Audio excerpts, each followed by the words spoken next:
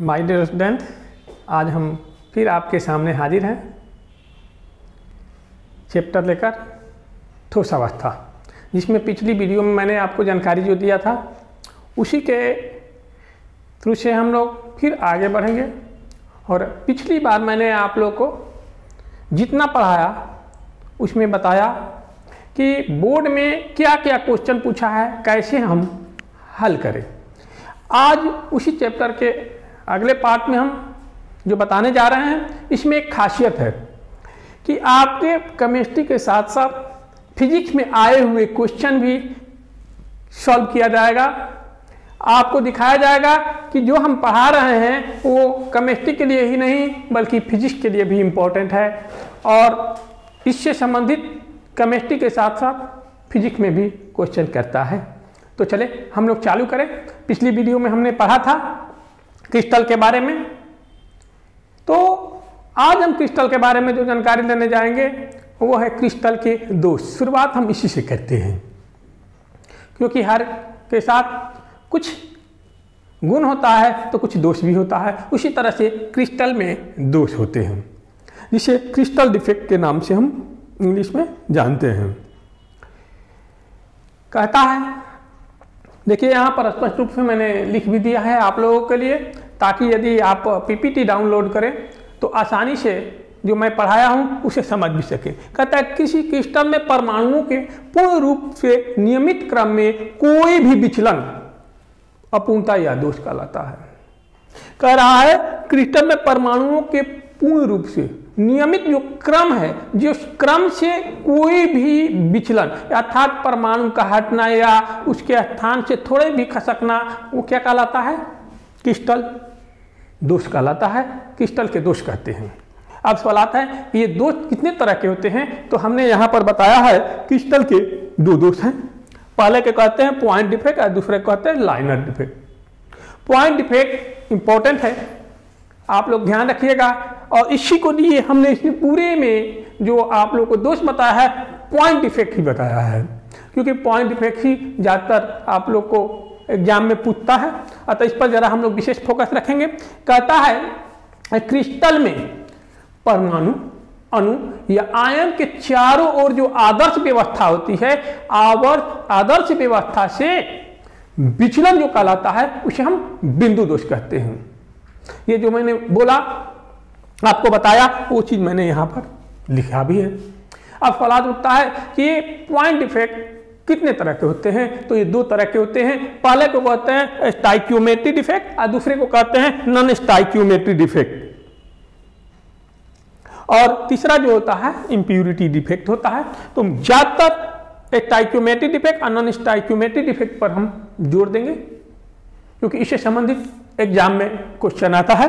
तो stoichiometry defect कहते हैं, नाम ही है स्टाइक्योमेट्री डिफेक्ट, यानी वैसा डिफेक्ट, यानी क्रिस्टल का वैसा दोष जिसमें क्रिस्टल का स्टाइक्योमेट्री भंग नहीं होता है, उसे हम स्टाइक्योमेट्री दोष कहते हैं। यानी क्रिस्टल का दोष हो लेकिन उसकी स्टाइक्योमेट्री भंग नहीं हो, तो ऐसे दोष को हम स्टाइक्योमेट्री दोष कहते हैं। तब यहां पर सवाल उठता है कि स्टाइक्योमेट्री है क्या। आप लोग जानते हैं कोई भी रासायनिक जो सूत्र होते हैं, रासायनिक यौगिक होते हैं, उसमें परमाणुओं का अनुपात, तत्वों के परमाणुओं का अनुपात निश्चित होता है। यदि ये अनुपात निश्चित है तो इस निश्चित अनुपात को कहते हैं स्टाइक्योमेट्री। जैसे H2O, H2O में हाइड्रोजन के 2 और ऑक्सीजन का 1 परमाणु का अनुपात होना चाहिए, 2:1। परमाणु की संख्या का अनुपात हमने बताया, गौर कीजिएगा, तो 2:1 होना चाहिए। यानी हर जगह परमाणु 2 हाइड्रोजन का और ऑक्सीजन का 1 होना चाहिए। लेकिन यदि इससे, जैसे मान लीजिए कि हाइड्रोजन का 1.9 हो गया और ऑक्सीजन का 1 हो गया, तो इससे क्या कहेंगे? स्टाइक्योमेट्री भंग हो गया। यानी स्टाइक्योमेट्री का मतलब है जिस अनुपात में यौगिक में परमाणु रहते हैं उसी अनुपात में अगर वो रहते हैं रासायनिक सूत्र में, तो उसे कहते हैं स्टाइक्योमेट्री। यदि उससे कम हो गए तो हम कहते हैं नॉन स्टाइक्योमेट्री। तो कहता है स्टाइक्योमेट्री डिफेक्ट कहते हैं वैसा दोष, क्रिस्टल का वैसा दोष जिसमें क्रिस्टल की स्टाइक्योमेट्री भंग नहीं होता है, उसे कहते हैं स्टाइक्योमेट्री डिफेक्ट। देखिए मैंने इस चीज को यहां लिख भी दिया है। तो अब आता है कि स्टाइक्योमेट्री डिफेक्ट, देखिए यहां पर वही दिए हैं, वह सापेक्षिक अनुपात जिसमें तत्व एक दूसरे से मिलकर यौगिक का निर्माण करते हैं उसे स्टाइक्योमेट्री कहते हैं, जैसे H2 को मैंने समझाया। अब स्टाइक्योमेट्री जो डिफेक्ट होते हैं वो 2 टाइप के होते हैं, एक को कहते हैं शॉर्ट की दोष और दूसरे को कहते हैं फ्रेंकल दोष। अब हम जानेंगे यहां शॉर्ट की दोष क्या है और फ्रेंकल दोष क्या है। ठीक है, आप जानते हैं कि आयनिक यौगिक में जो क्रिस्टल होते हैं वो धनायन और ऋणायन से मिलकर बने होते हैं। तो कहता है क्रिस्टल का वैसा देश जिसमें एक धनायन और एक ऋणायन, गौर कीजिएगा, कहता है क्रिस्टल का वैसा दोष जिसमें एक धनायन और एक ऋणायन अपने निर्धारित स्थान, जो स्थान है उससे गायब हो जाते हैं, जिससे उनके स्थान पर रिक्तियां यानी कि खाली रिक्तियां उत्पन्न हो जाती है। तो ऐसे दोष को हम लोग शॉर्ट की दोष कहते हैं। देख लीजिए, हमने बताया भी है यहां पर a plus B minus A plus B minus A plus B minus, देखिए यहां पर a होना चाहिए लेकिन गायब हो गया, तो ये खाली स्थान हो गया। b प्लस है ना यहां पर, तो यहां पर आ गए तो a plus B minus A plus B minus हो गया। तो ऐसे दोष को हम लोग जो होगा, यहां पर देखिए यहां पर गायब हो गया, यहां पर भी गायब हो गया, यहां पर ए गायब हो गई, बी माइनस ए प्लस, तो ए यहां पर क्या हो गया, गायब हुआ, यहां पर भी एक धनायन और एक ऋणायन यहां पर गायब हो गई। जब एक धनायन और एक ऋणायन गायब हो गया तो ऐसे दोष को हम लोग क्या कहेंगे, शॉर्ट की दोष के नाम से जानते हैं। ऑटोमेटिक है, गायब हो गया तो अपना द्रव्यमान भी लेकर जाएगा, और जब द्रव्यमान लेकर जाएगा तो उतनी द्रव्यमान तो कम हो जाएगी, लेकिन क्रिस्टल का आयतन में कोई कमी नहीं होगी। तो इसका मतलब यह हुआ कि इस प्रकार के जो दोष होते हैं उनके घनत्व क्या हो जाता है, इस प्रकार के दोष में क्रिस्टल का घनत्व कम हो जाता है, गायब होने के कारण घनत्व कम हो जाता है। तो ऐसा दोष वैसे आयनिक यौगिक में पाया जाता है जिसमें आयनिक गुण क्या होते हैं, उच्च होते हैं, तथा जिनके धनायन और ऋणायन के आकार समान होते हैं। अर्थात धनायन और ऋणायन के समान आकार वाले में ये दोष पाया जाता है, और इस दोष के कारण किसका घनत्व कम हो जाता है। आप जानते हैं घनत्व किसे कहते हैं, इकाई आयतन में के द्रव्यमान को, इकाई आयतन के द्रव्यमान को घनत्व कहते हैं। आयतन तो ज्यों कहते हुए रहा तो वो बटा में उतना ही रहेगा, द्रव्यमान हो गया कम तो ऑटोमेटिक घनत्व भी क्या हो जाएगा, कम हो जाएगा। इसलिए इस प्रकार के जो दोष उत्पन्न होते हैं उसमें घनत्व क्या हो जाता है, कम हो जाता है। इसके एग्जाम्पल है sodium chloride, caesium chloride, ETC। तो ये ऐसे यौगिक देते हैं, दोष उत्पन्न करते हैं, ऐसे क्रिस्टल उत्पन्न करते हैं जिसमें धनायन और ऋणायन दोनों का आकार समान होता है। वैसे जो क्रिस्टल हैं वो शॉर्ट की दोष उत्पन्न करते हैं। एक बार का और ध्यान रखिएगा, जो क्रिस्टल डिफेक्ट है वह ताप पर डिपेंड करता है, टेम्परेचर पर डिपेंड करता है, इसलिए इसे हम थर्मोडायनेमिक डिफेक्ट के नाम से भी जानते हैं, जैसे कि मैंने ऊपर लिखा है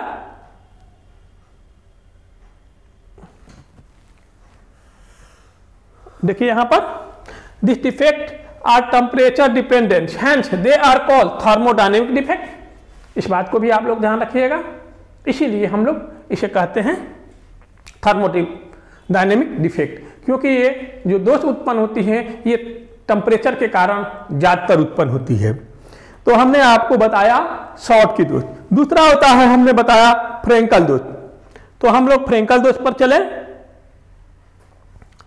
फ्रेंकल दोष कहता क्या है, गौर कीजिएगा, वहां पर खाली स्थान उत्पन्न हुआ गायब होने के कारण। लेकिन फ्रेंकल दोष कहते हैं जब, गौर कीजिएगा, जब क्रिस्टल जालक के निर्धारित स्थान से एक धनायन निकलकर अंतरालीय स्थान में यानी खाली स्थान में जाकर फंस जाता है, तो ऐसे दोष को फ्रेंकल दोष के नाम से जानते हैं। जैसे यहां पर देखिए, गौर कीजिए, ए प्लस बी माइनस, ए प्लस बी माइनस, ए प्लस बी माइनस, और यहाँ ए प्लस बी माइनस, ए प्लस बी माइनस, यहाँ ए होना चाहिए, लेकिन ए यहाँ से हटकर देखिए यहाँ पर आकर फंस गया है, अंतरालीय स्थान में फंस गया। इसका मतलब गायब नहीं हो रहा है, उसमें क्या था, गायब हो जाता था, जिससे दो छिद्र, दो होल उत्पन्न होते थे, लेकिन यहाँ पर ये गायब नहीं होता है, इसमें एक होल उत्पन्न होता है, लेकिन ये अंतरालीय स्थान में जाकर धनायन फंस जाते हैं। ऑटोमेटिक है कि इसमें परमाणु हट नहीं रहे हैं, जो अनुपात है वो तो अनुपात है ही, जो परमाणुओं की जितनी द्रव्यमान है क्रिस्टल में उतना तो है ही, यानी क्रिस्टल के द्रव्यमान में कोई चेंजिंग नहीं है। जब क्रिस्टल के द्रव्यमान में चेंजिंग नहीं है तो ऐसे दोष में घनत्व भी कोई परिवर्तन नहीं होता है, अर्थात इसमें घनत्व में कोई भी परिवर्तन नहीं होता है। तो हमने जाना कि शॉटकी दोष में घनत्व कम हो जाता है, जबकि फ्रेंकल दोष में घनत्व अप्रभावित रहता है। शॉटकी दोष में आप गौर कीजिएगा, शॉटकी दोष में जो उत्पन्न करते हैं वो क्रिस्टल, उनके धनायन और ऋणायन के आकार समान होते हैं, लेकिन ये वो क्रिस्टल उत्पन्न करते हैं जिनके धनायन और ऋणायन के आकार में काफी अंतर होता है। और आप जानते हैं धनायन से ऋणायन का आकार बड़ा होता है, इसलिए अंतरालीय स्थान में ऋणायन की फंसने की कोई संभावना नहीं होती है। इसलिए जब भी अंतरालीय स्थान में फंसता है जाकर तो वो होता है धनायन। ये चीज लिखे हैं, देखिए वही चीज, धनायन और ऋणायन के आकार में बहुत अधिक अंतर होता है, उसमें क्या था, समान होते हैं, और इसमें क्या होता है, बहुत अधिक अंतर होता है। और इसमें एक आपको मैं यहाँ लिखा नहीं हूं, लेकिन बता रहा हूं कि चूंकि परमाणु तो कम नहीं हुए तो ऑटोमेटिक है कि इस प्रकार के दोष में क्रिस्टल के घनत्व में कोई प्रभाव नहीं पड़ता है, अर्थात कोई चेंजिंग नहीं होती है। नॉन स्टाइक्योमेट्री दोष, अभी अभी आपको हमने बताया कि स्टाइक्योमेट्री दोष उसे कहेंगे जिसमें क्रिस्टल का स्टाइक्योमेट्री भंग नहीं होता है। तो नॉन स्टाइक्योमेट्री दोष उसे कहेंगे, वह क्रिस्टल का वैसा दोष जिसमें क्रिस्टल का स्टाइक्योमेट्री भंग हो जाता है उसे हम नॉन स्टाइक्योमेट्री डिफेक्ट कहते हैं। देखिए वो चीज मैंने लिख दिया है। अब ये कैसे हो सकता है, आप जानते हैं मेटल और नॉन मेटल से मिलकर बनता है, तो या तो मेटल की अधिक हो जाएगा और नहीं तो मेटल कम हो जाएगा। जैसे मान लीजिए कि NaCl है, जितना Na के परमाणु होगा उतना Cl का परमाणु होगा, दोनों की बराबर होती है। लेकिन 1000 Na है, 1000 Na है और 1000 Cl है, और आ गया 999 क्या हो जा रहा है Na और 1000 Cl, मतलब Na का कम हो गया। अब अनुपात लीजिएगा तो NaCl में 1:1 होना चाहिए, लेकिन यहां क्या हो जाएगा, यहां पर क्या होगा भाई, यहां पर 1:1 नहीं होंगे, तब उस पोजीशन पर क्या हो जाते हैं 0.99 अनुपात 1 हो जा रहा है। तो ये अनुपात जो होता है ये कम हो गया, तो इसका मतलब स्टाइक्योमेट्री भंग हो गया। स्टाइक्योमेट्री का ये होता है कि यौगिक में जिस अनुपात में है उसी अनुपात में रहना चाहिए। तो उसी तरह से हमने बताया है यहाँ पर क्रिस्टल का वैसा ग्राफ। अब आते हैं मेटल एक्सेस डिफेक्ट, कहता है अब एक्सेस में क्या होता है, अधिक, तो वैसा नॉन स्टाइक्योमेट्री दोष जिसमें क्रिस्टल में धातु की संख्या अधिक हो जाती है उसे हम कहेंगे मेटल एक्सेस डिफेक्ट। तो ये जो तो होता है वो दो तरीके से हो सकता है। कैसे हो सकता है, एक तो होता है कि बाहर से आकर उसमें एक धातु आ जाए तो एक धातु अधिक हो जाएगा जो पहले से है। दूसरा ये भी हो सकता है उसमें से एक अधातु गायब हो जाए, एक अधातु गायब हो जाएगा तो धातु की संख्या ऐसे ही अधिक हो जाएगा। क्लियर। तो इसी तरह से बोले हैं, पहला बोले हैं जो इसमें देखिए एक ऋणायन हम बताए थे आपकी, एक ऋणायन गायब हो जाएगा तो धातु अधिक। तो कह रहा है एक ऋणायन अपने जालक बिंदु से गायब हो जाते हैं जिससे उनके स्थान पर छिद्र बन जाता है। इस छिद्र के स्थान पर एक अतिरिक्त इलेक्ट्रॉन आकर क्रिस्टल की विद्युत उदासीनता को कायम रखते हैं। इस बात का दिमाग पर बैठा लीजिएगा माय डियर स्टूडेंट्स कि कोई भी डिफेक्ट हो उसमें जो क्रिस्टल का जो विद्युत उदासीनता है वो कायम रहता है और उसको कायम करने का काम करता है इलेक्ट्रॉन और नहीं तो धातु की संयोजकता। कैसे हम बताएंगे आगे। आप इसमें देखिए ए बी, ये धातु अधातु, धातु अधातु, धातु अधातु गायब हो गया। अब गायब हो गया तो अपने स्थान पर एक इलेक्ट्रॉन ला दिया, तो इलेक्ट्रॉन का आप जानते ही हैं चार्ज होता है माइनस। अब धातु के आवेश को ये संतुलित कर देगा, ये गायब हो जाएगा तो धातु की संख्या अधातु से अधिक हो जाएगी, यानी धातु की अधिकता हो गई। तो इस प्रकार के दोष को धातु अधिकता दोष कहेंगे। अब इसी तरह से एक तरीका हो गया। दूसरा होगा कि बाहर से आकर अधातु जो क्रिस्टल के खाली अंतराली स्थान है उसमें फंस जाए, तो उसमें भी एक अधिक हो गया। तो इस प्रकार के भी दोष को हम लोग कहते हैं। जैसे कि मैंने यहां पर दर्शाया है, देखिए ये पैटर्न में टोटल है ही, अब बाहर से आकर एक धातु इसमें फंस गया, तो इस प्रकार के दोष को हम लोग क्या कहेंगे, धातु अधिकता दोष कहेंगे। अब आइए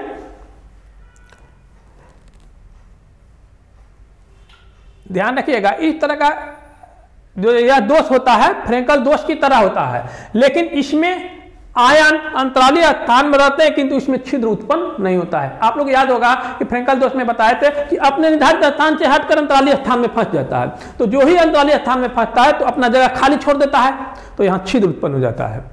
ये भी क्या होता है, वही काम करता है, लेकिन अंतर इतना है कि अपना स्थान नहीं छोड़ता बल्कि बाहर से आकर एक धातु अंतराली स्थान में फंस जाता है। तो आने से ये जो दोष उत्पन्न होता है ये फ्रेंकल दोष की तरह होता है, और इसमें भी आयन अंतराली स्थान में किंतु इसमें छिद्र उत्पन्न नहीं होता। ध्यान रखिए, क्वेश्चन पूछता है जिंक ऑक्साइड के क्रिस्टल को गर्म करने पर यह पीला हो जाता है, क्यों? जिंक ऑक्साइड के क्रिस्टल को गर्म करने के पर यह पीला हो जाता है, क्यों? तो धातु अधिकता दोष के कारण। सीधी सी आंसर होगा धातु अधिकता दोष के कारण यह पीला हो जाता है। और पीला हो जाता है तो अब इसमें इसको संतुलित करने के लिए, इसके आवेश को संतुलित, जो आदि धातु आएगा तो प्लस चार्ज रहेगा, तो इसके आवेश को संतुलित करने के लिए एक इलेक्ट्रॉन भी इसमें आ जाता है, जिससे धातु क्रिस्टल की विद्युत उदासीनता जीव का तीव्र रहती है। अब ये इलेक्ट्रॉन आ गया तो मुक्त है, ये चारों ओर से घूमने लगेगा, तो इस प्रकार के क्रिस्टल क्या होते हैं, विद्युत के सुचालक हो जाते हैं मुक्त इलेक्ट्रॉन के कारण। ठीक है, ये देखिए हमने बताया यहां पर। अब देखिए इसमें भी आप गौर कीजिएगा, निर्धारित स्थान से गायब हो जाएंगे तो स्थान हो जाएगी खाली, तो ये जो खाली स्थान हो जाएगा तो ये किसके दोष के समान होगा? कौन खाली स्थान दर्शाता है? जिसमें अंतराली स्थान नहीं फंसता है। पहले डिफेक्ट में बताए थे स्टाइकियोमेट्रिक डिफेक्ट में शॉर्ट की, लेकिन शॉर्ट की में दो खाली स्थान होते हैं और इसमें सिर्फ एक खाली स्थान होता है, इतना ही अंतर होती है।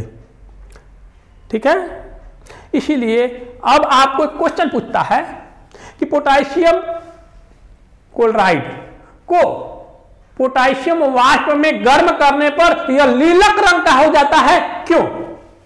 बस आंसर हो जाएगा वही धातु अधिकता दोष के कारण। देखिए मैंने इस चीज को लिख दिया है।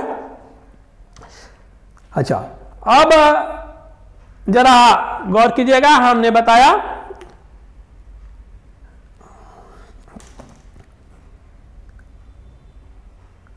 अब मेटल धातु अधिकता दोष, अब धातु न्यूनता दोष, धातु की कमी, ये दूसरा दोष होगा इसमें।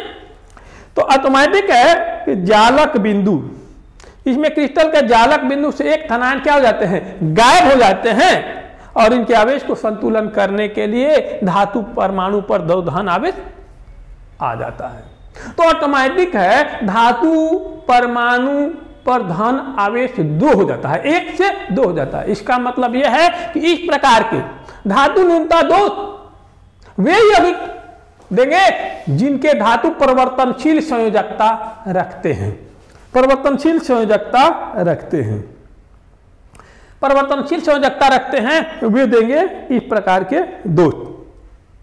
ध्यान रखिएगा, परिवर्तनशील संयोजकता वाले ही ऐसे दोष देंगे। और आप जानते हैं कि परिवर्तनशील संयोजकता कौन देता है, संक्रमण धातु। अतः स्पष्ट है कि धातु न्यूनता दोष संक्रमण धातु के यौगिक देते हैं। तो इसमें क्या होता है कि एक धातु अपने निर्धारित स्थान से गायब हो जाता है और क्रिस्टल की विद्युत उदासीनता को कायम रखने के लिए निकटवर्ती जो धातु है वो अपना प्रयोजकता बढ़ा देता है, यानी कि धनात्मक गुण बढ़ा देता है और उस पर धनावेश की संख्या बढ़ जाती है। जैसे कि आप देखिए इसमें हमने दिखाया है A plus B minus A plus B minus A plus B minus A plus B minus A plus B minus A plus गायब, धातु गायब, धातु की कमी हो गई न्यूनता। अब ये कमी हो गई तो अब ये एक प्लस यहां पर रहता तब ना इसको माइनस को बैलेंस करता, तो क्या होता है बगल वाला बढ़ गया। देखिए पहले यहां पर 1 होना चाहिए, अब 2 हो गया। तो इस तरह से इस क्रिस्टल की विद्युत उदासीनता कायम हो गई। ठीक है, जरा आप गौर कीजिएगा, इस फिगर में थोड़ी सी कमी है। जो हमने शॉर्टकी दोष बताया, थोड़ा हम इसको बोर्ड पर चले, हल्की कमी है इसमें लिखने में, तो हम बोर्ड पर देखेंगे तो स्पष्ट हो जाएगी। शॉर्टकी दोष में एक बात फिर हम बता दें, देखिए आप जानते हैं A प्लस, ठीक है, A प्लस के बाद क्या होगा B माइनस, धनायन ऋणायन, फिर क्या होगा धनायन, फिर ऋणायन, फिर धनायन, फिर ऋणायन, फिर धनायन। मान लीजिए कहीं भी आप एक धनायन और एक ऋणायन को गायब करना है, हमने ऋणायन के बाद धनायन आ गया, यहाँ पर गायब कर दिया, और इसके बाद यहाँ पर धनायन के बाद क्या होगा ऋणायन बी माइनस। ठीक है, तो आप उसमें थोड़ी सी कमी रही, उसको आप सुधार लीजिएगा, मिस्टेक हुई है। अब आप ये ऋणायन के बाद धनायन, ये हो जाएगा ऋणायन, ये धनायन, ये ऋणायन, इसके बाद धनायन। अब यहां पर देखिए धनायन गायब किए हैं, एक ऋणायन गायब कर देंगे तो ऋणायन गायब हो गया, यहां पर हमने इसको खाली छोड़ दिया। अब फिर हो जाएगा A प्लस, अब फिर हो जाएगा B माइनस। आप इस फिगर को इस तरह से डायग्राम कर लीजिएगा। आइए फिर हम देखें अपने पीपीटी पर।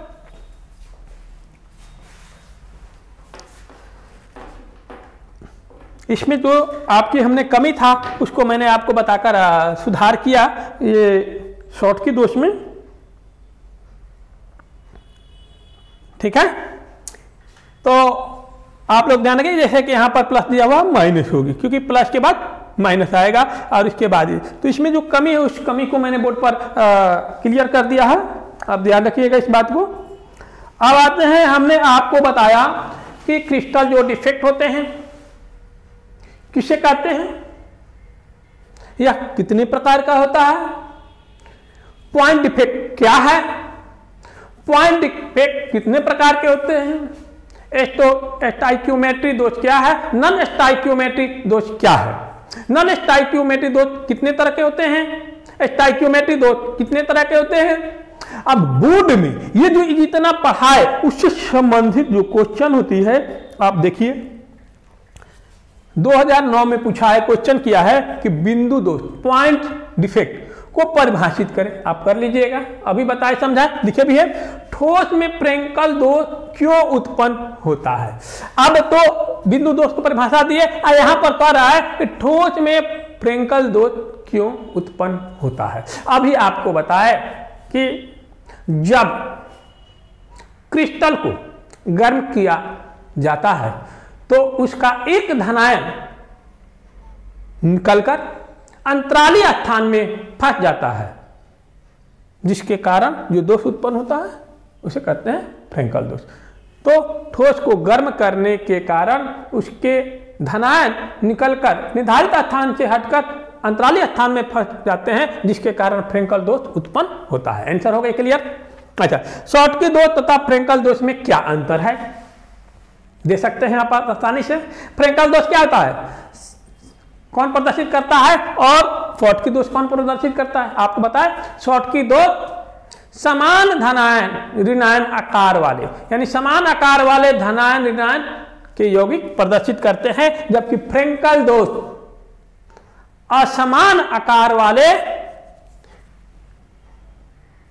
धनायन ऋणायन वाले यौगिक प्रदर्शित करते हैं।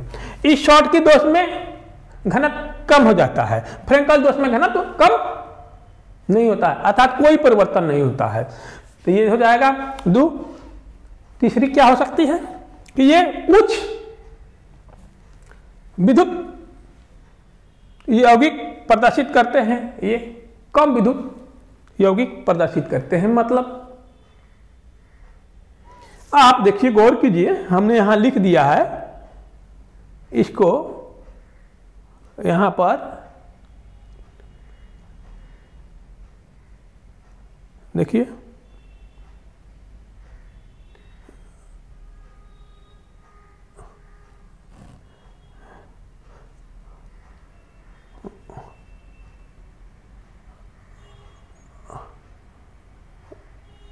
हाँ, स्टाइक्योमेट्री दोष, शॉर्ट की दोष में प्रकार के क्रिस्टल में उत्पन्न दोष शॉर्ट की दोष कहलाते हैं। यहां पर लिखिए, ऐसा दोष वैसे आयनिक यौगिक पाए जिसमें आयनिक गुण उच्च होता है, यानी कि जिसमें आयनिक गुण क्या होती है, उच्च होती है, वो शॉर्ट की दोष प्रदर्शित करते हैं, और जिसमें आयनिक गुण थोड़ी कम होती है वो फ्रेंकल दोष प्रदर्शित करते हैं। आपको यह भी मैंने बताया था कि शॉर्ट की दोष वैसे यौगिक के आयन करते हैं जिनके धनायन और ऋणायन के आकार समान होते हैं, और उसमें बताया था फ्रेंकल में कि वे वैसे यौगिक प्रदर्शित करते हैं जिसके धनायन और ऋणायन के आकार में काफी अंतर होता है। दो हो गया।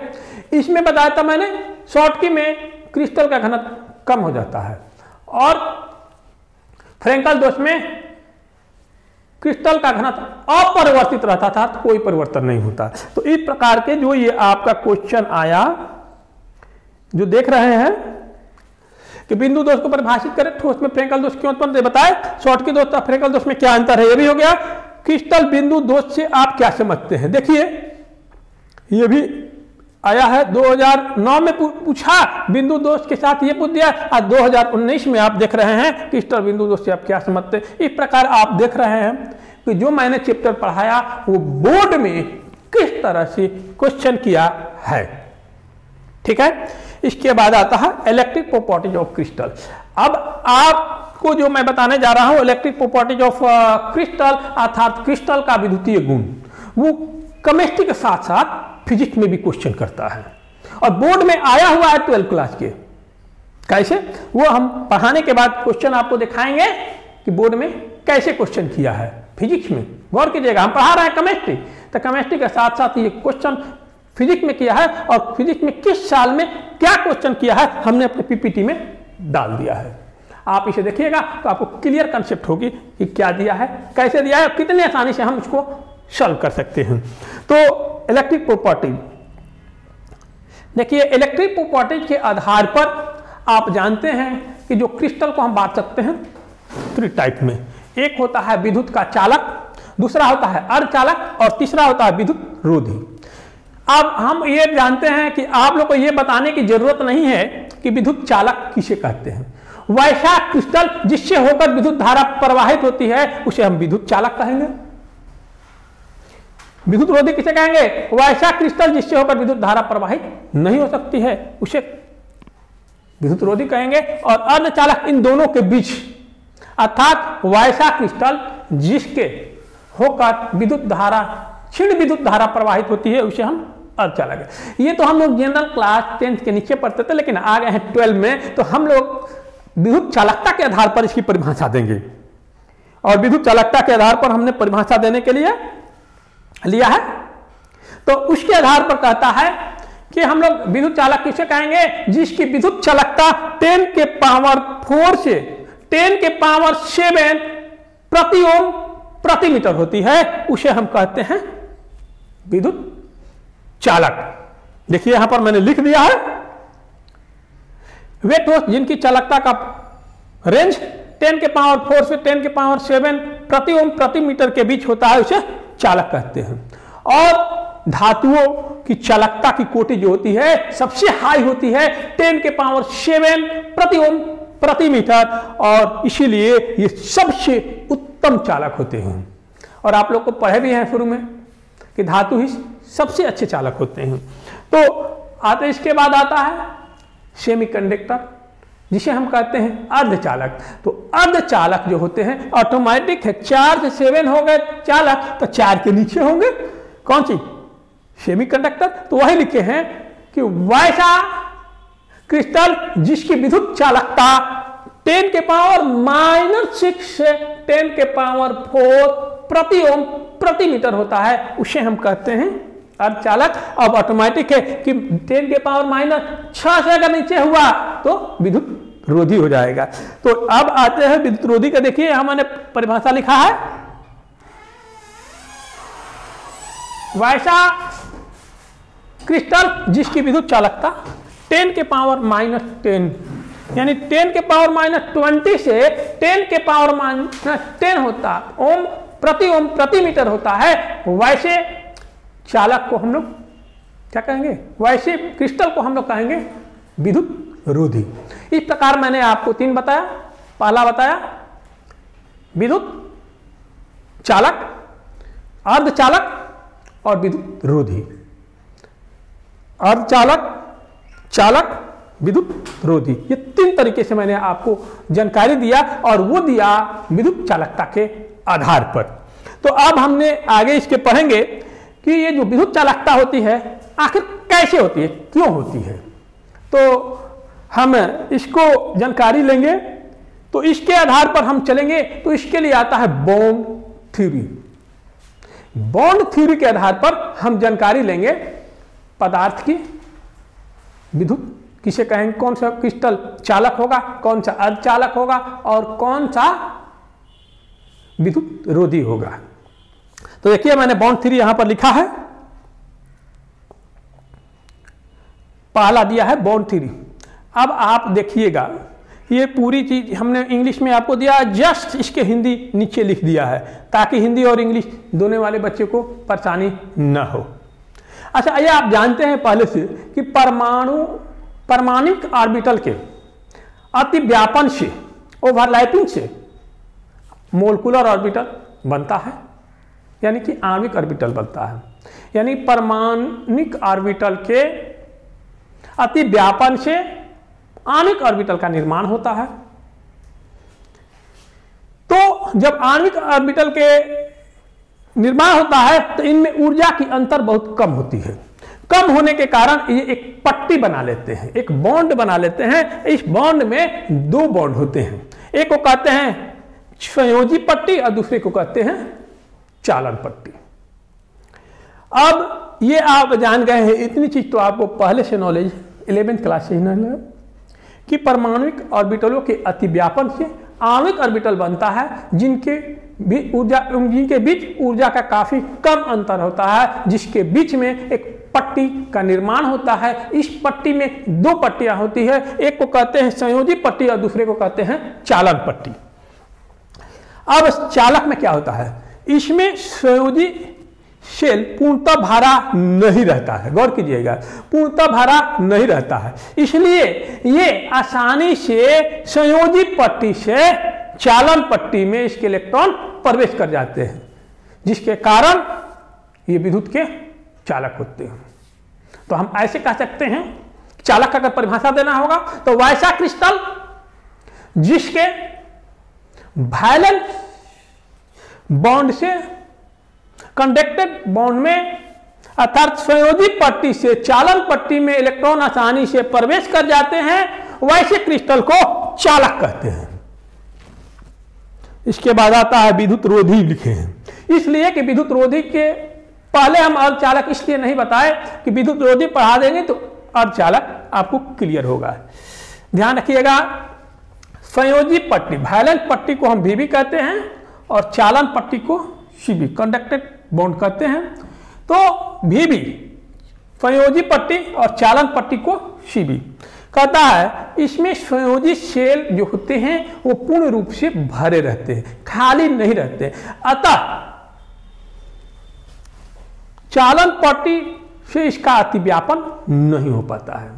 यानी कि संयोजी पट्टी और चालन पट्टी के बीच अतिव्यापन नहीं हो पाता है, क्योंकि संयोजी पट्टी ये पूर्ण रूप से भरी होती है। जब तक खाली नहीं रहेगा तब तक अतिव्यापन नहीं होगा। खाली रहेगा तभी ना स्थान मिलेगा, और खाली नहीं तो स्थान कहाँ से मिलेगा। जब स्थान नहीं मिलेगा अतिव्यापन करने के लिए, तब उनके बीच में एक वर्जित पट्टी का निर्माण होता है, जिसे हम एफबी के नाम से जानते हैं। इस वर्जित पट्टी को पार करके संयोजी पट्टी से इलेक्ट्रॉन चालन पट्टी में नहीं जा पाते हैं, जिसके कारण विद्युत का प्रवाह नहीं हो पाता है। तो अब परिभाषा पूछेगा कि विद्युत रोधी बॉन्ड सिद्धांत के आधार पर किसे कहेंगे, तो कहेंगे वैसा क्रिस्टल जिसकी संयोजी पट्टी पूर्ण रूप से भरी होती है तथा जो वर्जित पट्टी को पार करके चालन पट्टी में प्रवेश नहीं कर पाते हैं, तो ऐसे क्रिस्टल को हम लोग विद्युत रोधी के नाम से जानते हैं। इसके बाद आता है अर्धचालक। अब अर्धचालक की परिभाषा आसानी से दे देंगे, जो चीज लिखे हैं बोल रहे हैं वो सारी चीज यहां पर पीपीटी में डाला हुआ है।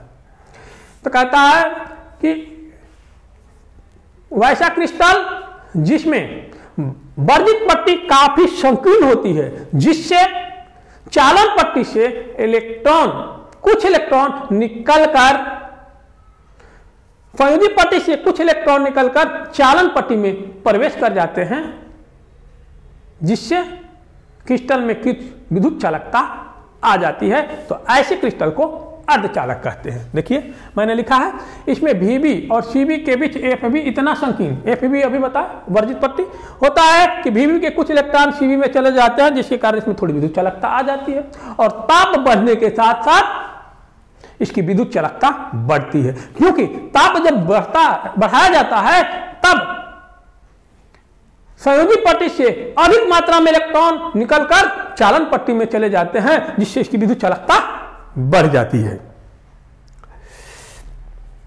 अब अर्धचालक का यहां है बातचीत करें तो अर्धचालक कितने तरह के होते हैं, इसके बारे में हमने जानकारी दिया है कि अर्धचालक दो तरह के होते हैं, एक अंतर्निहित अर्धचालक, एक बाह्य अर्धचालक। अंतर्निहित मतलब अंदर से जिसकी विद्युत चालकता होती है, उसे अर्धचालक को हम अंतर्निहित अर्धचालक कहते हैं। और ये अंतर्निहित देखिए यहां पर लिखे हैं, और आप जानते हैं कि अंदर में दो ही चीज रहता है, एक इलेक्ट्रॉन और एक जो दोष के कारण खाली क्या होता है, होल उत्पन्न हो जाता है, छिद्र उत्पन्न हो जाए, वो होता है।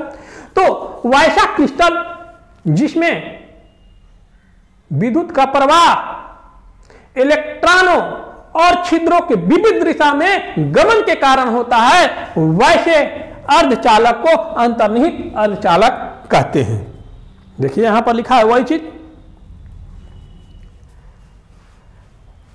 अब इसके बाद आता है अब बाह्य अर्धचालक। कहता है वैसा अर्धचालक जो बाहरी द्रव्य अशुद्धियों के मिलने से उसकी चालकता बढ़ जाती है, तो ऐसे अर्धचालक को हम लोग बाह्य अर्धचालक कहते हैं। बाह्य माने बाहरी पदार्थ, यानी कि वैसा अर्धचालक जिसके क्रिस्टल जालक में बाहरी अपद्रव्यों के मिलने से विद्युत चालकता बढ़ जाती है, तो वैसे क्रिस्टल को हम वैसे अर्धचालक को बाह्य अर्धचालक कहते हैं। देखिए ये चीज मैंने लिख रहा है यहां पर। देखिए जब अर्धचालक के क्रिस्टल जालक में द्रव्यों के आ जाने से अर्धचालक की विद्युत चालकता बढ़ जाती है, तो ऐसे अर्धचालक को बाह्य अर्धचालक कहते हैं। यह दो प्रकार का होता है, एक एन टाइप अर्धचालक और एक होता है पी टाइप अर्धचालक। एन टाइप अर्धचालक किसे कहेंगे, कहता है कि जब क्रिस्टल अर्धचालक के क्रिस्टल में के परमाणु, अर्धचालक क्रिस्टल के कुछ परमाणु उससे आवर्त सारणी के ऊपर वाले वर्ग से प्रतिस्थापित हो जाते हैं, तो ऐसे अर्धचालक को हम लोग एन टाइप अर्धचालक कहते हैं। अब देखिए यही चीज मैंने कहा है, ये चीज लिखा भी है। अर्धचालक के कुछ परमाणुओं के आवर्त सारणी के उससे उच्च वर्ग वाले धातु परमाणु द्वारा विस्थापित हो जाने से अर्धचालक की विद्युत चालकता बढ़ जाती है, तो ऐसे अर्धचालक को एन टाइप अर्धचालक कहते हैं। यानी कि ऐसे अर्धचालक होना चाहिए जिसमें जो धातु परमाणु है, जो क्रिस्टल अर्धचालक जो क्रिस्टल है उसमें जो धातु है उससे जस्ट एक ऊपर वाले वर्ग वाले कुछ परमाणु आकर उसको क्या करते हैं, हटाकर स्थान ग्रहण कर लेते हैं। तो ऐसे अर्धचालक को हम लोग एन टाइप करते हैं, क्योंकि उनके आने से इसकी विद्युत चालकता बढ़ जाती है। कैसे बढ़ती है, क्यों बढ़ती है, ये आपको मैं यहां समझा रहा हूं। तो स्पष्ट है, ऊपर वाले आएंगे तो एक इलेक्ट्रॉन ज्यादा होगा। जब एक इलेक्ट्रॉन ज्यादा होगा, जैसे सिलिकॉन में एस मिलाने पर, तो देखिए सिलिकॉन है, सिलिकॉन है, silicon silicon silicon silicon silicon. अब उससे जस्ट एक ऊपर वाले आर्सेनिक ले लिए, तो आर्सेनिक मिलाएंगे तो इसकी इलेक्ट्रॉन होते हैं 4, इसमें होता है 5। तो 4 तो हो गए, इसमें साझा कर लिया अर्थात बॉन्ड बना लिया, यानी कि केमिकल बॉन्डिंग में 4 तो भाग ले लिया, लेकिन एक इलेक्ट्रॉन जो बच जाएगा वह इलेक्ट्रॉन स्वतंत्र रूप से पूरे क्रिस्टल में घूमने के लिए स्वतंत्र होगा। और आप जानते हैं कि आवेश के प्रवाह को चाहे वो ऋणात्मक हो या धनात्मक विद्युत धारा कहते हैं। अब इसके आने से ये क्या हो जाएगी, विद्युत चालकता इसकी बढ़ जाएगी। तो वही चीज लिखे हैं, लेकिन ये शर्त होना चाहिए कि जो ऊंचे वर्ग वाले हों तो एक इलेक्ट्रॉन क्या होना, अधिक होने। अब होता भी है। अब ऑटोमेटिक है, दूसरा पी टाइप है, तो एक नीचे वाला वर्ग वाला आएगा, एक वर्ग नीचे वाले धातु परमाणु द्वारा इसके कुछ परमाणु अगर प्रतिस्थापित हो जाएं तो ऐसे अर्धचालक को हम पी टाइप के अर्धचालक के नाम से जानते हैं। तो ऑटोमेटिक है, जैसे सिलिकॉन में मिला लें बोरॉन को, तो बोरॉन 3 होगा बारीक कक्षा में, तो बारीक कक्षा में 3 होगा तो 3 बंधन बनाएगा, वो खाली हो जाएगा। जैसे यहां पर मैंने इस चीज को बताया है, देखिए यहां पर तो एक धनात्मक छिद्र उत्पन्न हो जाएगा यहां पर, और इसी धनात्मक छिद्र के गमन के कारण, ट्रांसफर होने के कारण जो विद्युत चालकता आती है तो उसे हम कहते हैं पी टाइप अर्धचालक। तो अब देखिए जो हमने पढ़ाया आपको क्रिस्टल के विद्युतीय गुण, और उसमें मैंने आपको जब जानकारी दिया एन टाइप अर्धचालक, पी टाइप अर्धचालक, उससे संबंधित जो क्वेश्चन है बोर्ड में आया हुआ वो फिजिक्स में भी आया हुआ है। आप लोग जरा गौर कीजिए, देखिए मैं दिखा रहा हूं कि फिजिक्स में कैसे क्वेश्चन पूछा है। ये केमिस्ट्री के साथ साथ फिजिक्स के लिए भी इंपॉर्टेंट है, आप देख सकते हैं।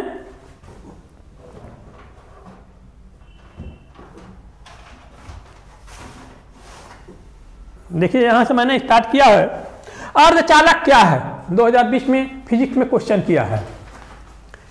तो देखिए इसमें अभी अब समझाया कि अर्धचालक किसे कहते हैं, अब वही चीज बोर्ड में 2020 में पूछा है। इसके बाद ठोस के बैंड सिद्धांत के समझावे, इसके आधार पर अचालक अर्धचालक में ठोसों का वर्गीकरण कैसे होता है, ये अभी कुछ देर पहले हमने जानकारी दिया। तो देखिए फिजिक्स में 2000 कितने में पूछा है, 2010 में पूछा है, 2013 में पूछा है, 2018 में पूछा है।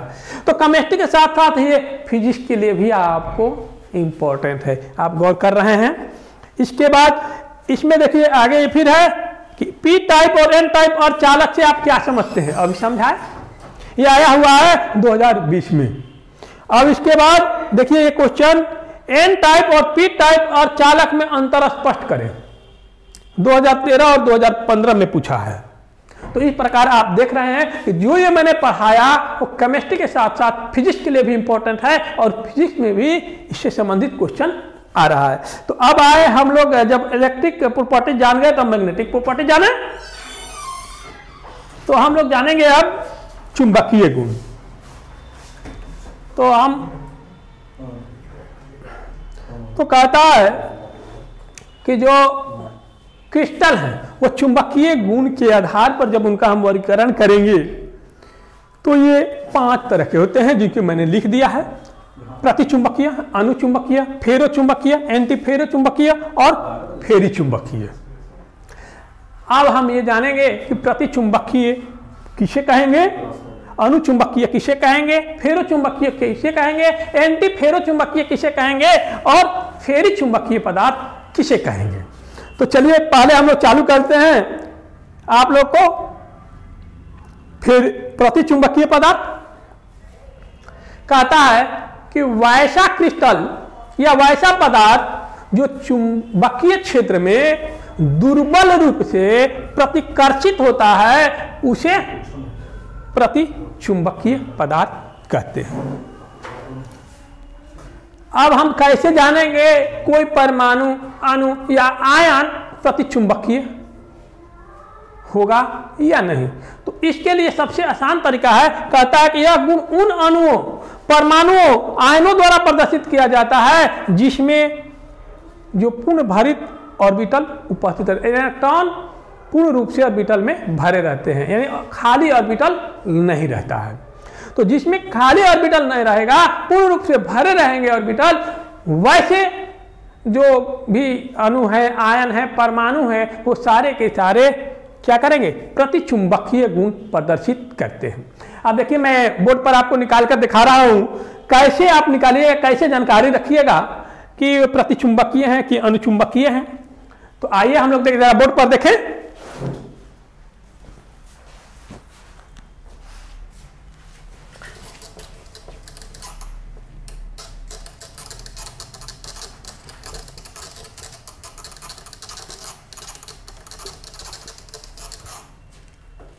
अब मान लीजिए कि Zn है, Zn का आप लोग जानते हैं परमाणु संख्या कितना होती है? 30। अब इसका इलेक्ट्रॉनिक विन्यास निकालेंगे तो क्या होगा? 1s2, 2s2, 2p6, 3s2, 3p6, 4s2, 3d10। जोड़िए 2, 2, 4, 6, 10, 2, 12, 6, 18, 20, 10, 30 हो गया। अब आप इस टोटल को ऑर्बिटल अगर आप बनाएं तो देखिए 1s के लिए हम बना रहे हैं, एक ऑर्बिटल है, एक ऑर्बिटल में 2 से अधिक इलेक्ट्रॉन नहीं रहते हैं, ये फुल है। ये भी आइए 2s का बना रहे हैं, ये भी फुल है।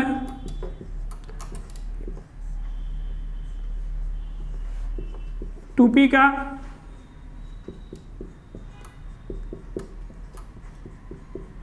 ये भी फुल हो गए। 3s का,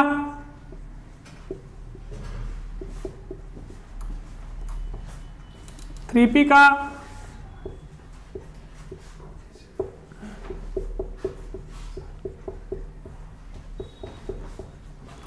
फोर एच का, और ये हो जाएगा 3d का।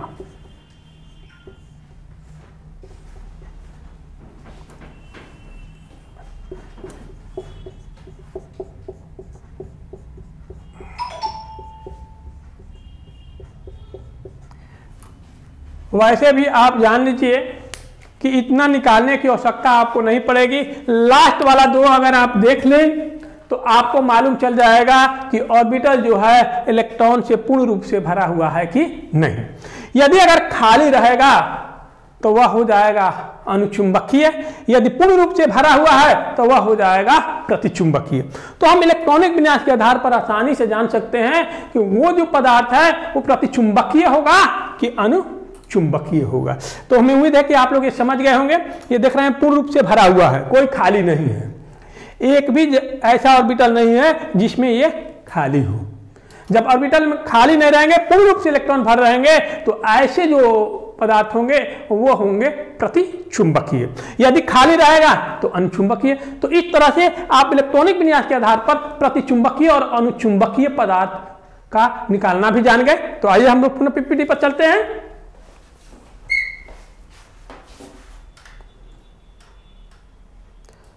अब अनुचुंबकीय पदार्थ के बारे में हमने बताया है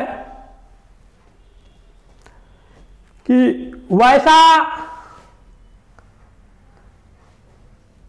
पदार्थ या क्रिस्टल जो चुंबकीय क्षेत्र में दुर्बल रूप से आकर्षित होता है। गौर कीजिएगा, वह दुर्बल रूप से प्रतिचुंबकीय क्या होता था? प्रतिकर्षित होता था, और यह दुर्बल रूप से आकर्षित होता है। ऐसे पदार्थ को हम अनुचुंबकीय पदार्थ कहते हैं। और अभी अभी समझा है कि ऐसा पदार्थ वह यौगिक देगा जिसमें अयुग्मित इलेक्ट्रॉन उपस्थित रहेंगे। अभी अभी हमने समझाकर बताया था कि प्रतिचुंबकीय और अनुचुंबकीय आप कैसे निकालिएगा। अब आता है फेरोचुंबकीय पदार्थ। ध्यान रखिएगा, फेरोचुंबकीय जो पदार्थ है अणुचुंबकीय पदार्थ का ही रूप है, लेकिन इसमें जो चुंबकीय आघूर्ण की तीव्रता होती है वो अनुचुंबकीय से अधिक होती है। तो परिभाषा कैसे होगा भाई? तो देखिए यहाँ पर मैंने स्पष्ट रूप से लिख दिया है परिभाषा भी कि वैसा पदार्थ जो चुंबकीय क्षेत्र में प्रबलता के साथ आकर्षित होता है और चुंबकीय क्षेत्र हटा लेने पर भी उनका चुंबकीय गुण कायम रहता है, तो ऐसे पदार्थ को हम लोग फेरोचुंबकीय पदार्थ कहते हैं। तो आप ये जान गए कि ये फेरोचुंबकीय पदार्थ किसे कहते हैं और इनकी जो चुंबकीय आघूर्ण होती है एक ही दिशा में संरेखित होती है, अतः इनकी ताकत ज्यादा होती है। तो देखिए मैंने मैग्नेटिक मोमेंट लिखा है, चुंबकीय आघूर्ण एक ही दिशा में संरेखित है। इसके बाद है एंटीफेरो, नाम से ही स्पष्ट है, एंटी मतलब उल्टा, फेरो के उल्टा। वो प्रबलता होगा तो ऑटोमेटिक है ये बहुत ही दुर्बल होंगे। तो कहता है ऐसा पदार्थ जिसमें चुंबकीय आघूर्ण एक ही एवं विपरीत दिशाओं में असमान रेखाओं में दिग्निक्षेपित होते हैं, तो ऐसे पदार्थ को हम कहते हैं चुंबकीय। कौन चुंबकीय कहेंगे? एंटीफेरो चुंबकीय पदार्थ कहेंगे। और समान और विपरीत दिशा में क्या रहते हैं? संरेखित रहते हैं, तो ऐसे पदार्थ को हम कहेंगे फेरी एंटीफेरो चुंबकीय पदार्थ। और एंटीफेरो चुंबकीय पदार्थ में आप देख रहे हैं एक ऊपर एक नीचे, इसके चुंबकीय आघूर्ण को ये समाप्त कर दिया, इसके चुंबकीय आघूर्ण को ये समाप्त कर दिया, इसके चुंबकीय आघूर्ण को ये समाप्त कर दिया, अतः इनकी कुल चुंबकीय आघूर्ण क्या हो गया? जीरो। जब जीरो हो गया तो ऑटोमेटिक है कि ये बहुत ही दुर्बल रूप से आकर्षित होंगे। अब आता है फेरीय चुंबकीय पदार्थ। फेरी आपको बताया फेरोचुंबकीय पदार्थ, एंटीफेरो चुंबकीय पदार्थ। अब आता है फेरी चुंबकीय पदार्थ। कहता है वैसा चुंबकीय या वैसा क्रिस्टल या वैसा पदार्थ जिसमें चुंबकीय आघूर्ण जो होते हैं वो समान और विपरीत दिशा में असमान रूप से दिग्निर्देशित होते हैं, तो ऐसे पदार्थ को हम लोग कहते हैं फेरी चुंबकीय पदार्थ। देखिए मैंने यहां दर्शाया है, ऊपर में दो नीचे में एक को काटेगा तो एक तो बचेगा, ठीक, दो ऊपर दो नीचे एक को काटेगा तो एक बचेगा, ऊपर दो और नीचे एक काटेगा एक बचेगा। इस तरह से इसका कुल जो चुंबकीय आघूर्ण होता है वो धनात्मक हो जाता है। तो ऐसे पदार्थ को हम लोग कहते हैं फेरी चुंबकीय पदार्थ। और आप इसका एग्जाम्पल मैंने यहां दे दिया है। अब यहां पर मैंने एक चीज बताया है, ये तो समाप्त हुआ। और इसके संबंधित जो क्वेश्चन है फिजिक्स में किया है और केमिस्ट्री में किया है। केमिस्ट्री में आपको क्वेश्चन किया है कि फेरोचुंबकीय तथा अनुचुंबकीय में क्या अंतर है। अभी अभी हमने समझाया कि अनुचुंबकीय जो पदार्थ होते हैं वो चुंबकीय क्षेत्र में दुर्बल रूप से आकर्षित होते हैं। फेरोचुंबकीय में बताया था कि ये चुंबकीय क्षेत्र में प्रबल रूप से आकर्षित होते हैं। एक अंतर हो गई। दूसरा हुआ अनुचुंबकीय पदार्थ में चुंबकीय क्षेत्र हटाने पर चुंबकीय गुण समाप्त हो जाता है। फेरोचुंबकीय में मैंने क्या बताया कि चुंबकीय क्षेत्र हटाने पर भी चुंबकीय गुण समाप्त नहीं होता। इस तरह से इसका क्वेश्चन का आंसर दे सकते हैं। तो 2011 में है। अब देखिए फिजिक्स में क्वेश्चन किया है, केमिस्ट्री के साथ साथ फिजिक्स में क्या बोला है कि प्रतिचुंबकीय, अनुचुंबकीय और फेरोचुंबकीय पदार्थ के गुणों को लिखे। अभी हम बता चुके हैं क्या गुण है, लिख सकते हैं। ये 2021 में पूछा है। अब प्रतिचुंबकीय पदार्थ के दो गुणों को लिखें। प्रतिचुंबकीय पदार्थ अभी बता रहे हैं, दो गुण के स्पष्ट रूप से आप लिख सकते हैं। पहला गुण लिखेंगे क्या कि यह चुंबकीय क्षेत्र में दुर्बल रूप से आकर्षित प्रतिकर्षित होता है। दूसरा होगा यह वे यौगिक में हैं जिनके ऑर्बिटल पूर्ण रूप से भरे होते हैं, जिनके परमाणु के ऑर्बिटल पूर्ण रूप से भरे होते हैं वो प्रतिचुंबकीय देते हैं। दो हो गया अर्धचालक। अब आते हैं, जरा गौर कीजिएगा, हमें यहां पर कोऑर्डिनेशन नंबर दिया है। कहता है कि क्रिस्टल में किसी कण, परमाणु या आयन को घेरने वाले सबसे निकटतम कणों की संख्या को उसकी समन्वय संख्या कहते हैं।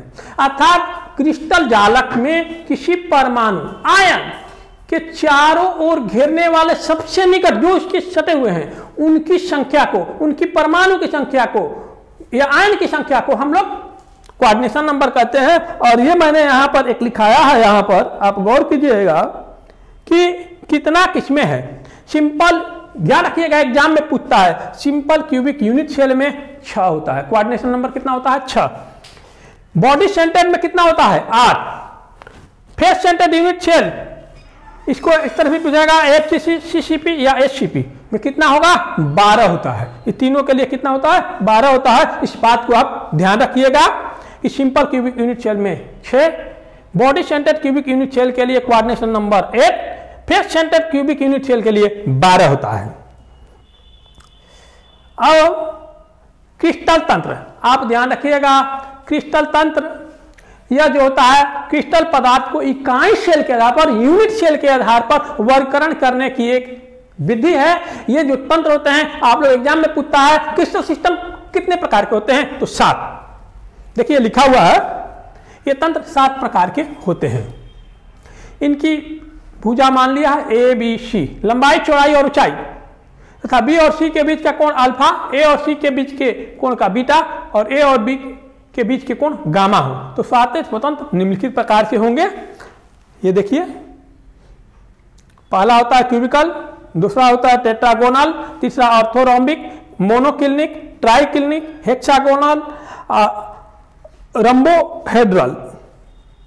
ये 7 होते हैं, इसको याद रखिएगा 7 प्रकार के होते हैं। इसमें कौन किसको कहेंगे ये भी आपको बता दिए कि A, B और C लंबाई चौड़ाई और ऊंचाई तीनों बराबर हो और लंबाई चौड़ाई और ऊंचाई के बीच का जो कोण हो वो 90 डिग्री हो तो इसे कहेंगे क्यूबिकल। टेट्रागोनल कहेंगे लंबाई चौड़ाई बराबर हो लेकिन ऊंचाई बराबर ना हो, लेकिन लंबाई चौड़ाई और ऊंचाई तीनों के बीच का जो कोण हो वो 90 डिग्री हो। एग्जाम्पल SNO2 है। इसी तरह से ऑर्थोरोम्बिक को क्या होता है न लंबाई चौड़ाई और ऊंचाई तीनों बराबर नहीं होती है और लेकिन इन तीनों के बीच का जो कोण होता है वो 90 डिग्री होता है। इसी तरह से मोनोक्लिनिक में लंबाई चौड़ाई ऊंचाई बराबर नहीं होती है, केवल अल्फा और गामा 90 डिग्री होते हैं लेकिन बीटा 90 डिग्री नहीं होता है। इसी तरह से ट्राइक्लिनिक में जो होता है लंबाई चौड़ाई ऊंचाई तीनों बराबर नहीं होते हैं और ना ही तीनों के बीच के जो कोण होते हैं वह 90 डिग्री भी नहीं होते हैं। इसके बाद हेक्सागोनल में लंबाई और चौड़ाई बराबर होंगे लेकिन ऊंचाई बराबर नहीं होगी। इसमें अल्फा बीटा 90 डिग्री का होगा लेकिन जो गामा होगा 120 डिग्री का होता है, तो ऐसे को कहते हैं हेक्सागोनल। रंबोहेड्रल कहते हैं लंबाई चौड़ाई ऊंचाई तीनों बराबर हो, अल्फा बीटा और गामा तीनों 90 डिग्री ना हो, बराबर हो लेकिन 90 डिग्री ना हो, तो ऐसे को कहते हैं रंबोहेड्रल। अब ये जो ब्रेवस लाइटिस जो होते हैं ये 14 प्रकार के होते हैं। इन 7 को जो बनाया गया है क्रिस्टल वो कितने प्रकार के होते हैं ये यहां पर हमने दर्शाया है, आप देख सकते हैं। ये 14 प्रकार के हैं और 14 में ही मैंने सब में आपको दे दिया है। अब आप इसमें गौर कीजिए क्वेश्चन कैसे पूछेगा ब्रेवस लाइटिस कितने तरह प्रकार के होते हैं, तो आप बता दीजिएगा 14। अब इसमें सबसे जो ये देखिए सरल वाले को एक जगह लिखे हैं सिंपल यूनिट सेल। देखिए टोटल ये इसके बाद आता है अर्थात कहने का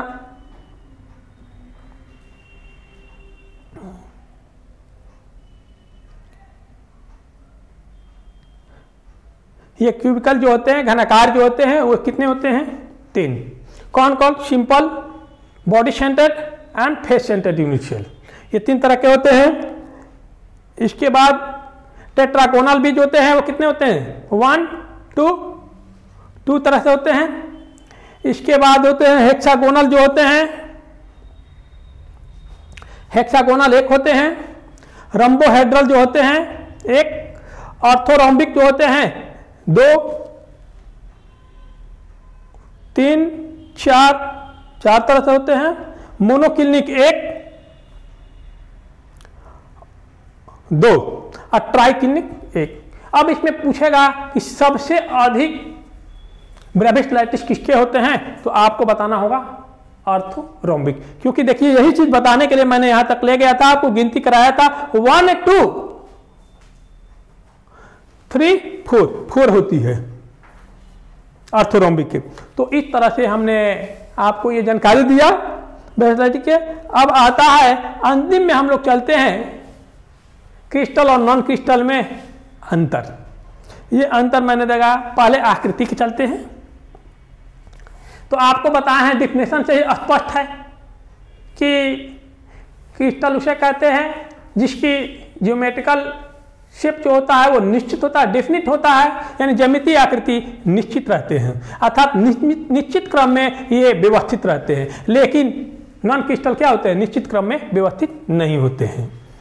इनका द्वनांक क्वथनांक निश्चित होता है और नॉन क्रिस्टल का द्वनांक क्वथनांक निश्चित नहीं होता, क्योंकि जब परिभाषा मैंने बताया था उस वक्त बताया था कि वैसा ठोस जिसकी ज्यामितीय आकृति द्वनांक और क्वथनांक निश्चित होता है उसे क्रिस्टल कहते हैं, और जिसकी निश्चित नहीं होती है उसे नॉन क्रिस्टल कहते हैं। उस आधार पर ये अंतर आप लोग स्पष्ट कर सकते हैं।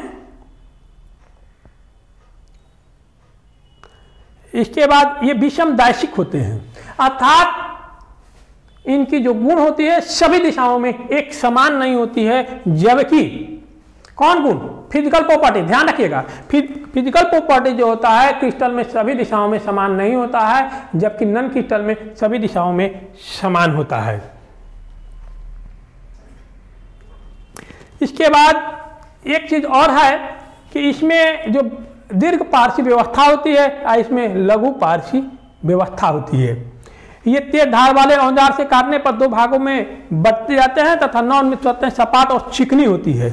लेकिन इनके औजार से काटने पर ये 2 अनियमित सतहों में टूटता है, अर्थात इनके जो सतह होती है अनियमित होती है लेकिन इसका नियमित होता है।